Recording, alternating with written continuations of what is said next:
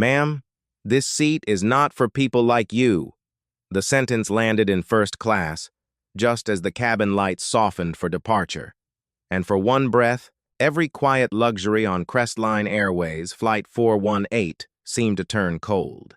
The leather seats, the polished silver tray latches, the crystal-clear glasses of ice water, the warm towels folded beside untouched menus, all of it froze around Danielle Carter as if the airplane itself had heard the insult and did not know where to put it. She sat in seat 2A, a black woman of 42 with a charcoal gray suit pressed clean at the shoulders, a thin laptop tucked beside her hip, and a black executive folder resting across her knees.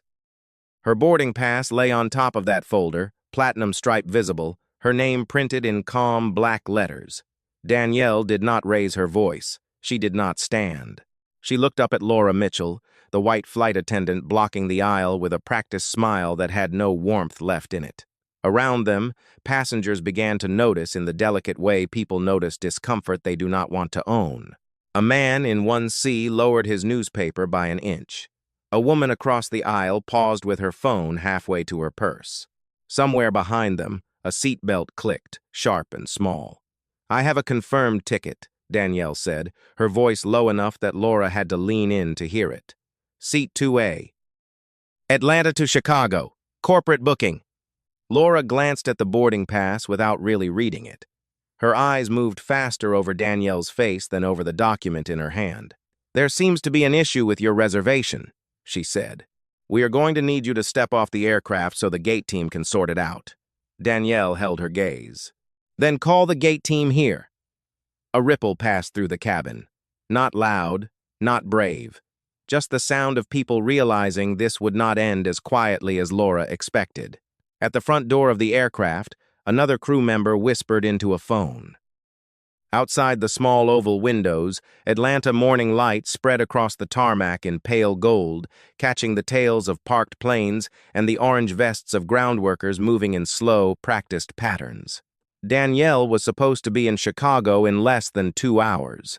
At noon, she was expected in a conference room on the 36th floor of a downtown tower, where Crestline Airways executives would sit across from her team and finalize the largest logistics partnership in the airline's history, $5 billion over 10 years. A deal built on trust, reliability, and the promise that Crestline could carry people and products with care. Yet here, in the narrow aisle of their own aircraft, their care had become a question aimed at her body, her presence, her right to sit where she had paid to sit. Laura straightened when Officer Ryan Cole appeared at the aircraft door, a white airport police officer with a calm face and a clipped walk. He looked first at Laura, then at Danielle, then at the boarding pass on the folder, but his hand did not reach for it. "Ma'am," he said, professional and distant, "we need you to come with us." Danielle slowly closed the black folder. The sound was soft, almost polite. "Before you remove me from this aircraft," she said, "verify who booked this seat." Danielle Carter had spent most of her life learning how not to let a room decide her size. She was born on the south side of Atlanta, in a 2-bedroom apartment above a laundromat, where the dryers shook the floor at night, and her mother counted grocery money at the kitchen table with the patience of a woman who refused to call struggle permanent. Her father had driven freight trucks across Georgia, Alabama, and Tennessee, leaving before sunrise and coming home with highway dust on his boots, teaching Danielle that movement was survival and promises meant nothing unless they arrived on time. By age 12, she knew the sound of a late delivery, the cost of a missed invoice, and the quiet shame on a grown man's face when a company treated him like a replaceable part instead of a person. She carried that memory into college, then into logistics, then into boardrooms where men twice her age explained supply chains to her as if she had not built one from scratch. Carter Global Systems had started with 3 vans, a rented warehouse, and a phone Danielle answered herself until midnight. 20 years later, it moved medical equipment, food inventory, aircraft parts, and emergency supplies across 48 states, with offices in Atlanta, Dallas, Phoenix, and Chicago. Her company employed more than 30,000 people, many of them drivers, dispatchers, mechanics, warehouse leads, and customer service workers who had been overlooked by companies that measured worth by polish instead of performance. Danielle did not like being called self-made. It sounded too lonely. She knew every success carried fingerprints, her mother's prayers, her father's roots, the night crew that loaded pallets in July heat, the receptionist who remembered client birthdays, the mechanic who caught a brake issue before a shipment left Nashville. That was why the Crestline Airways deal mattered. It was not only a $5 billion contract. It was steady work for families who had lived too long with temporary promises. It was better benefits for warehouse teams. It was a chance to move time-sensitive cargo through passenger aircraft networks during weather delays and medical emergencies. It was a bridge between the people who flew above the country and the people who kept the country moving underneath. And yet, as Danielle sat in seat 2A with Officer Ryan Cole waiting at the aisle and Laura Mitchell watching her like a problem she had already solved, none of that history showed on her face. She wore no diamond necklace, no designer logo, no assistant leaning over her shoulder whispering titles into the air. Her nails were short. Her shoes were simple black heels chosen for airport miles, not applause.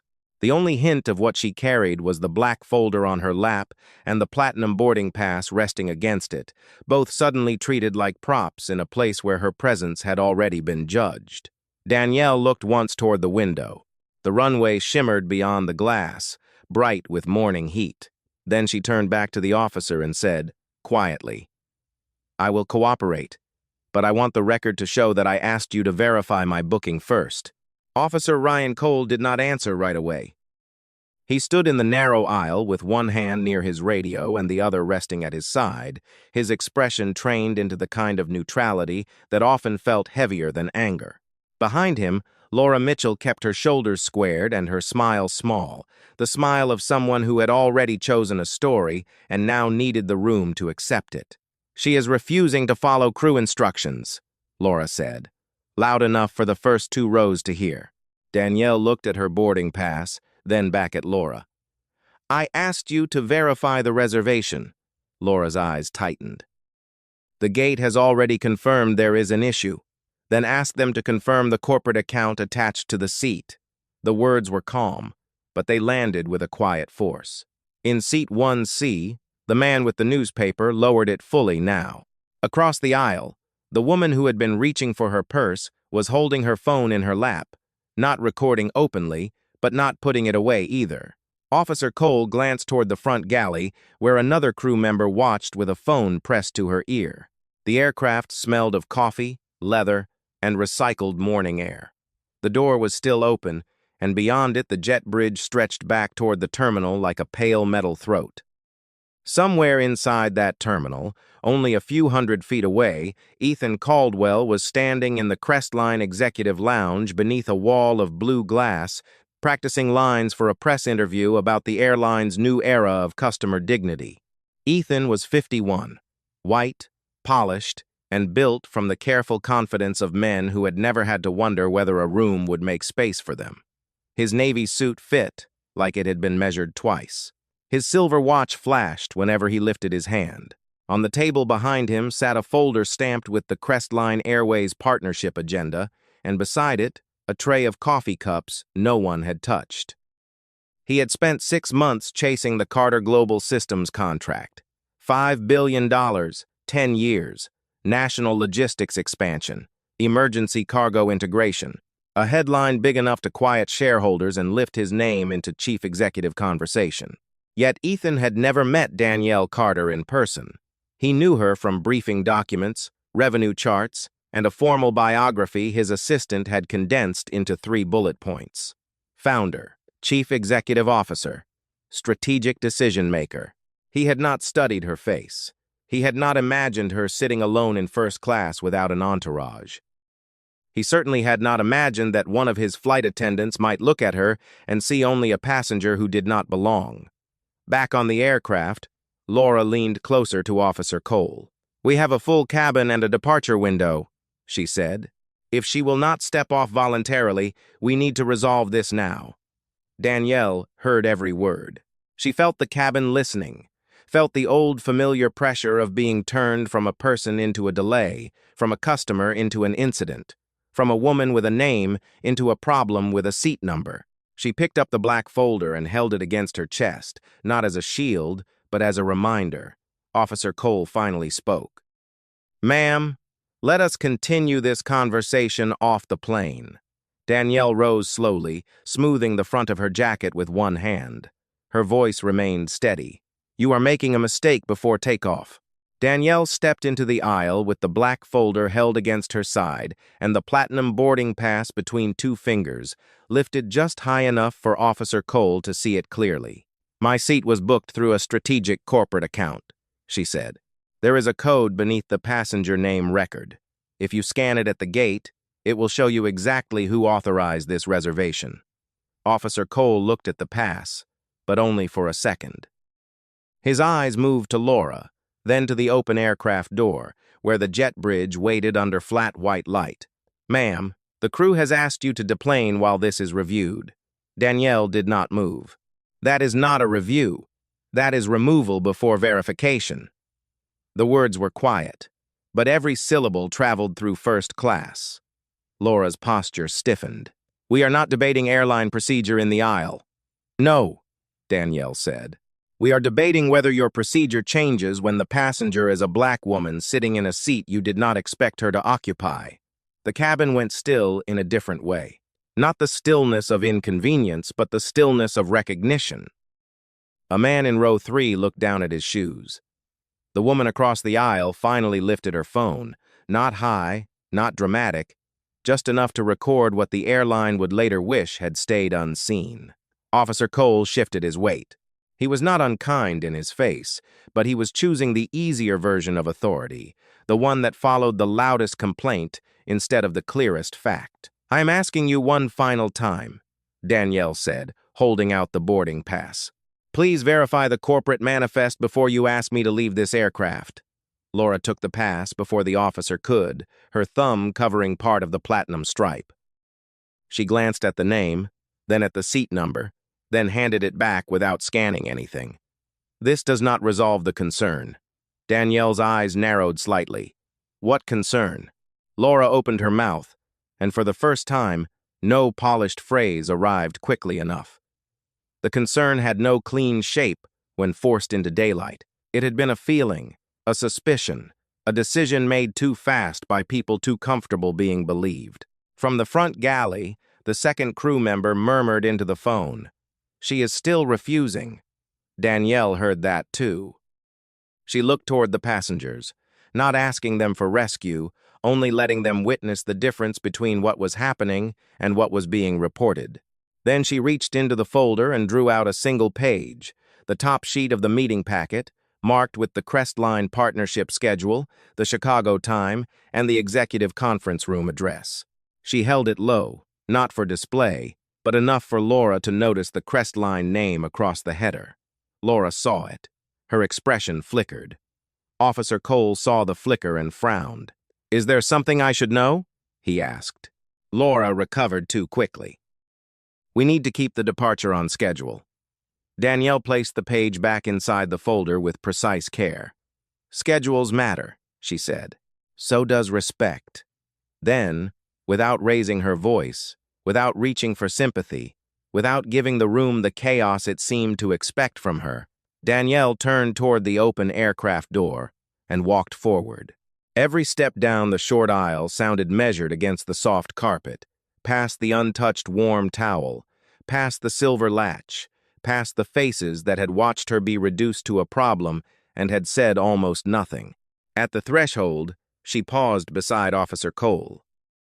"When this is corrected," she said, "remember that I asked for the truth before I was asked to leave." The jet bridge felt colder than the aircraft, a narrow tunnel of metal, glass, and white fluorescent light that made every sound sharper than it should have been. Danielle stepped through the doorway with Officer Cole a few feet behind her and Laura Mitchell standing at the entrance of the plane as if guarding a boundary Danielle had crossed without permission. Behind them, first class remained quiet, but not untouched. A man in row 3 still held his phone low against his chest. The woman across the aisle had turned toward the window, her expression tight with the discomfort of someone who had seen enough to know silence would not keep her innocent. Danielle walked slowly, not because she was uncertain, but because she refused to let humiliation set her pace. Her black heels made soft, controlled sounds against the ribbed floor. The folder rested against her side, and the boarding pass, tucked loosely between two pages, shifted with each step. "Please wait here," Officer Cole said near the middle of the jet bridge. Danielle stopped beside a window streaked with morning condensation. Through the glass, the aircraft wing stretched out under the Atlanta sun, silver and still, while baggage carts moved below in ordinary patterns, as if nothing important had happened above them. At the gate, two Crestline employees watched from behind the counter. One whispered to the other. Neither approached.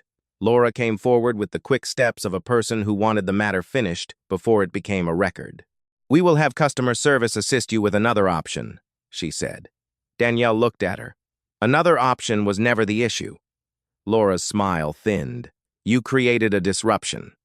Danielle let the words pass between them, without catching them. She had heard versions of that sentence all her life. Too direct became difficult. Too calm became suspicious. Asking for accuracy became causing trouble. A black woman requesting basic respect became a disruption because the room had already decided peace meant her compliance. Officer Cole looked toward the gate agents. "Can someone pull up the reservation?" One of them tapped at the keyboard, his face lit blue by the screen. Seconds passed. The sound of the aircraft ventilation hummed behind Danielle.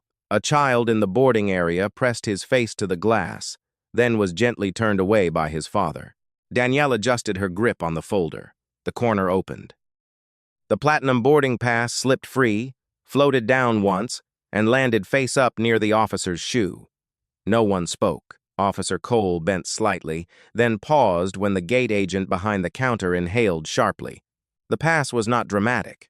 It was paper, creased at one edge, printed in black ink with a corporate travel code beneath the seat assignment. But below that code, clear enough for anyone close to read, were the words Carter Global Systems, Executive Contract Delegation. Laura saw them first. Her face changed before she could control it. The gate agent looked from the screen to Danielle, then back to the screen again. His fingers stopped moving. "Miss Carter," he said carefully, and the title that should have been spoken from the beginning finally found the air too late. Danielle picked up the boarding pass herself. Her hand was steady. "Now," she said, "please verify the account." The gate agent looked at the screen as if the letters had become too bright to read. His name tag said Brandon, and beneath the counterlight his face had lost the casual rhythm of routine airport work. He clicked once, then again, then stopped with both hands hovering above the keyboard. Officer Cole watched him carefully. Laura Mitchell stood just inside the jet bridge, her lips pressed together, no longer smiling, no longer certain which version of the story would protect her. Danielle held the platinum boarding pass in one hand and the black folder in the other. She did not ask Brandon what he saw. She already knew. The account code was not hidden. It was not complicated. It had simply required someone to look. Outside the glass, ground crews moved beneath the wing in orange vests, guiding carts and lifting bags with the steady patience of people whose work had to be done whether anyone respected it or not. Danielle watched them for a moment and thought of her father climbing into a freight cab before sunrise, checking mirrors, checking tires, checking paperwork, because one overlooked detail could cost someone a paycheck, a shipment, a promise. In the jet bridge, the air smelled faintly of fuel, coffee, and cold metal. The hum of ventilation filled the silence left by everyone who had spoken too quickly. Brandon swallowed. "Miss Carter, this reservation is attached to a high-priority corporate delegation." Officer Cole turned to Laura. Was this checked before she was asked to leave? Laura's eyes moved toward Danielle, then away. "We had a cabin concern." Danielle looked at her calmly. "You had an assumption." The words were not loud, but they left no room for decoration. Brandon reached for the desk phone, then hesitated. "Ma'am, I can contact a supervisor and have you reseated immediately. Danielle glanced back toward the open aircraft door. From where she stood, she could see the edge of seat 2A, the folded towel still waiting, the glass of water still untouched, the luxury still arranged as if dignity could be paused and resumed at the airline's convenience. "No," she said. "Do not reseat me yet." She stepped aside from the center of the jet bridge and set the black folder on the narrow service ledge beneath the window. Her movements were precise, almost ceremonial. She smoothed the folder's front cover with her palm, took out her phone, and unlocked it with one steady breath. Officer Cole shifted but did not interrupt. Laura stood frozen in the doorway, suddenly aware that every second of silence was becoming part of the record she had failed to control. Danielle scrolled to a contact marked board line, then pressed call. The phone rang twice. When a voice answered, Danielle looked through the glass at the bright wing and the long runway beyond it. "This is Danielle," she said. "Pause the Crestline signing package. Notify legal, compliance, and the Chicago team that we may be withdrawing from today's meeting." There was a sharp silence on the other end. Danielle listened, her face unreadable. "No," she continued. "I am safe. I am at the gate in Atlanta. I was removed from the aircraft before they verified the account." Brandon closed his eyes briefly. Officer Cole looked down at the boarding pass in her hand. Laura's shoulders lowered, not in apology yet, but in the first heavy recognition of consequence. Danielle did not look at any of them when she spoke again. "Tell them this is not about a seat," she said. "It is about whether a company can be trusted with people when no one important is supposed to be watching."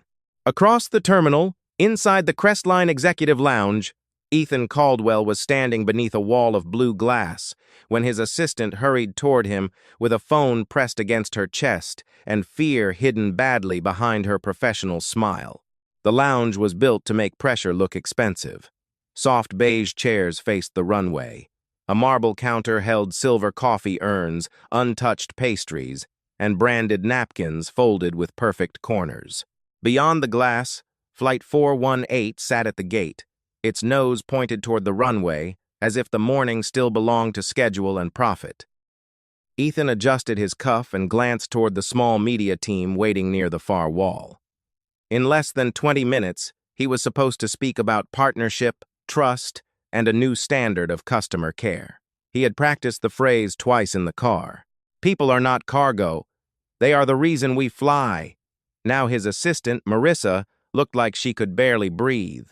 "Ethan," she said quietly, "legal is on the line. It is urgent." He frowned, taking the phone. "This is Caldwell." He listened for 3 seconds. Then his expression changed. Not dramatically. Men like Ethan did not collapse in public. But the easy confidence left his face, replaced by a stillness so sudden that Marissa looked away. "Repeat that," he said. The voice on the phone did. The black woman removed from Flight 418 was not an uncooperative passenger. She was Danielle Carter, founder and chief executive officer of Carter Global Systems, primary signatory on the $5 billion logistics contract Crestline had spent half a year pursuing. Ethan turned slowly toward the runway window. Through the glass, he could see the jet bridge attached to the aircraft, the same narrow passage where a decision made too casually was beginning to cost more than anyone in the terminal understood. "Who authorized the removal?" he asked. The legal counsel answered carefully. "A crew report, airport police assistance. Reservation was not verified before escalation." Ethan closed his eyes for half a second. In the background, someone from communications was saying that a passenger video had already reached an internal employee group. Another voice mentioned corporate manifest, executive delegation, account code. Words that should have protected Danielle before anyone questioned her were now arriving after the damage. "Find her," Ethan said. "Now." He ended the call and handed the phone back to Marissa, but his hand was not as steady as before. The speech cards on the table suddenly looked foolish, all those polished sentences about dignity printed in black ink, while the woman who could decide the future of his company stood under cold metal lighting at his own gate. He walked quickly through the lounge, past the coffee, past the media team, past the partnership backdrop that had been set up for photographs that would now never happen the way he imagined. At the gate, Brandon stood behind the counter with his shoulders tense. Officer Cole near the jet bridge entrance, and Laura Mitchell just inside the aircraft doorway, her face pale under the cabin light. Danielle stood apart from all of them beside the glass, phone in one hand, black folder on the ledge beside her. She was not shouting. She was not performing injury for attention. She looked calm in a way that made Ethan feel smaller with every step. When he reached her, the first words he had prepared disappeared. Danielle looked at him before he could speak. "Mr. Caldwell," she said, as if they were meeting in a conference room and not in the wreckage of his company's mistake. "Your airline finally verified my seat." Ethan Caldwell stood in front of Danielle with the airport morning moving behind the glass, planes rolling in slow lines beyond the gate, passengers pretending not to listen while listening to every breath. He had managed billion-dollar negotiations, labor disputes, shareholder calls, public crises wrapped in legal language and polished regret, but none of that training gave him a clean way to stand before a woman his airline had publicly reduced to a problem and ask her to pretend it was a misunderstanding. "Miss Carter," he said, voice low, "I am deeply sorry for what happened." Danielle watched him without softening. Laura Mitchell stood near the aircraft door with her hands folded in front of her uniform, her face lowered, the bright scarf at her neck suddenly looking less like elegance and more like costume. Officer Cole remained beside the gate counter, silent now, his earlier distance replaced by something heavier, something close to shame but not yet useful. Brandon kept his eyes on the screen as if the reservation details could become a shield. Ethan stepped closer, careful not to crowd her. "We would like to escort you back to your seat. We will delay departure, provide a formal apology, and make sure your team in Chicago is informed that the meeting can still proceed." Danielle looked through the jet bridge toward seat 2A, where the warm towel and untouched water waited as if nothing had been broken. Then she looked back at Ethan. "You still think this is about restoring my seat?" Ethan opened his mouth, but no answer came quickly enough. Danielle picked up the black folder from the ledge and placed it on the gate counter. The sound was gentle, but every employee nearby turned toward it. She opened the folder to the final section of the agreement package, the page marked for executive approval, the page Crestline had expected her to sign before lunch. Her pen was clipped inside the cover. Silver, simple, worn slightly near the grip from years of use. Ethan saw it and understood before she touched it. "Miss Carter," he said, and now the fear in his voice was no longer hidden behind apology. "Please allow us a chance to correct this." Danielle paused with her hand on the page. Correction would have been verifying the booking when I asked. Correction would have been listening before calling me a disruption. Correction would have been treating dignity as standard procedure, not customer recovery. Laura lifted her eyes for half a second, then lowered them again. Officer Cole looked toward Danielle. "Ma'am," he said quietly, "I should have checked." Danielle turned to him, not with anger, but with the kind of disappointment that made anger unnecessary. "Yes," she said, "you should have."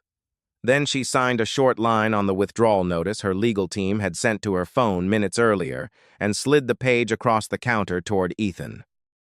"Carter Global Systems is suspending all negotiations with Crestline Airways, effective immediately, pending a full civil rights and compliance review."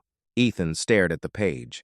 The $5 billion future of his airline reduced to ink drying under airport lights. "Respect is not an upgrade," Danielle said. "It is the minimum." No one answered. The gate speakers crackled somewhere overhead, announcing another departure in another part of the terminal. Ordinary life moving forward, while Crestline's most important deal went still. Danielle closed the black folder, tucked the platinum boarding pass inside, and stepped away from the counter with the calm of someone who had not taken revenge, only removed trust from people who had proven unworthy of carrying it. For several seconds, Ethan Caldwell did not touch the withdrawal notice. The page lay on the counter between them, clean, ordinary, and devastating, its printed language quieter than any raised voice could have been. Behind him, the Crestline Executive Lounge staff stood frozen around silver coffee urns and untouched pastries, the partnership backdrop still waiting for photographs that would no longer mean what they were designed to mean. Laura Mitchell stepped down from the aircraft doorway, her shoes making a small sound on the jet bridge floor. She looked at Danielle as if searching for the right apology, but shame had arrived before language. Officer Cole removed his hand from the radio at his shoulder and let it fall to his side. The gate agent, Brandon, finally closed the reservation screen, and the blue light vanished from his face. Inside the aircraft, first class remained boarded, but seat 2A sat empty, the folded towel still placed with perfect care, the untouched glass of water catching a thin line of sunlight. It looked almost innocent, as if the seat had not witnessed anything at all. Danielle turned from the counter and walked toward the terminal windows. Her black folder rested under one arm, the platinum boarding pass tucked inside, like a document from a life she would not beg anyone to recognize. Passengers in the gate area parted gently, not dramatically, just enough to let her pass. Some looked down, some watched with quiet respect. The woman who had recorded from across the aisle lowered her phone and held it against her chest, her eyes wet with the knowledge that recording was not the same as speaking, but it was at least not looking away. Ethan followed 3 steps behind, then stopped. He understood that the apology he wanted to give would mostly serve himself now. Danielle had already given him the lesson. Whether he became worthy of it would happen after she left, in policy rooms, training rooms, board rooms, and the uncomfortable silence of people forced to admit that bias had cost them more than money. Danielle paused near the tall glass wall overlooking the runway. Far outside, a plane lifted into the morning, silver body rising against a pale Georgia sky. She thought of her father on early highways, her mother at the kitchen table, her employees waiting for decisions that would shape paychecks, routes, insurance cards, and school shoes. She had not canceled the agreement because pride had been wounded. She had canceled it because trust had been broken in front of witnesses. A company that needed power to notice dignity could not be trusted with people who had less power than she did. Her phone buzzed once. A message from her board chair appeared, brief and steady. "We stand with your decision." Danielle read it, closed the screen, and placed the phone in her pocket. Then she walked toward ground transportation, her steps measured, her face calm, the airport noise swelling around her like a world continuing after judgment. Behind her, Ethan stood beside the counter with the unsigned agreement in his hand. Laura remained near the jet bridge, staring toward the empty seat. Officer Cole looked at the boarding pass record on Brandon's screen, now dark, as if the truth had been there all along and only required the courage to check. No one announced justice over the speakers. No one applauded. The morning simply moved on, carrying the sound of rolling suitcases, distant engines, and Danielle Carter's quiet footsteps across the polished floor, leaving behind a $5 billion silence and a first-class seat that would never again look empty in the same way.